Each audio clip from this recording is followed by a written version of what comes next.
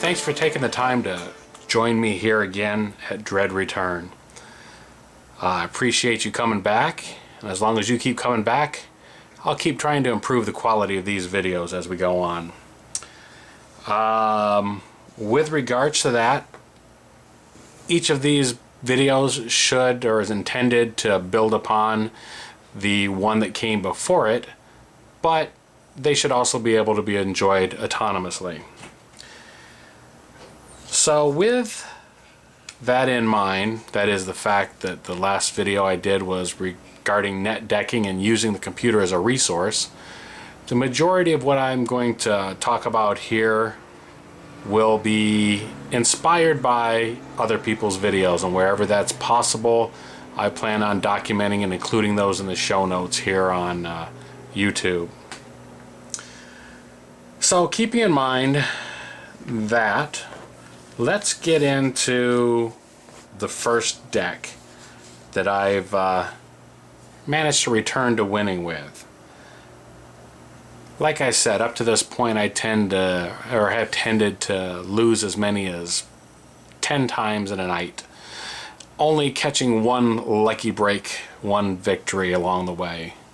And it's a lot of times because I get mana screwed. So I went to the extreme to try to handle that problem. That means Manaless Dredge.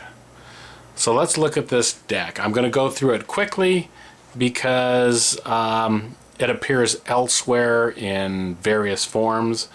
My particular one happens to be a arguably budget variation of it.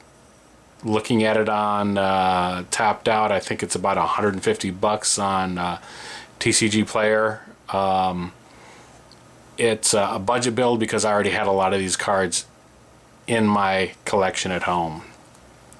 First of all, this card goes on top of my deck during play to remind me not just to grab another card, since this card relies on the Dredge mechanic. To make this deck work and what I have in it, a set of 4 Golgari Grave Trolls. The idea here being the fact that you can throw 6 cards into the graveyard at a time to pull this out of the graveyard. Other cards that you want going into your graveyard, Bridge from Below. The idea here being the fact that once you sacrifice a creature, it can in turn give you more zombie tokens. And Dread Return. The reason this channel or this series of videos is called that, well, I thought it was apt considering what I was trying to accomplish here, and I just like the card. Basically, by sacrificing 3 creatures, I can return target creature from a graveyard to the hand. I've got a play set of those in there. I also have a set of Flame Kiln Zealots. The idea here is that when this guy comes into play, he gives my other creatures haste. If I have an army of zombies and such, I can attack with those. Flame, or rather Flayer of the Hatebound. When this comes back, it does its power in damage to an opponent, and since it has Undying, I can use it to the sacrifice trigger, bring it back, and do even more damage. So we're talking potentially doing 9 points of damage right there with that alone.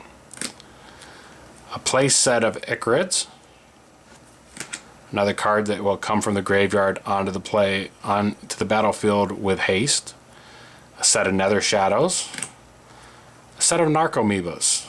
The idea of this being, as it gets sacrificed into the graveyard, or rather it gets thrown into the graveyard from the top of your library, it comes into play. So easy, cheap way to get these creatures on the board. A set of Balustrade Spies. Probably not pronouncing this correctly, you'll have to forgive me. Between my dyslexia and reading and my poor pronunciation, it'll be quite a time here. Anyhow, these, because it has no land in the deck, allow you to flip your entire deck into your graveyard allowing you multiple options throughout the game.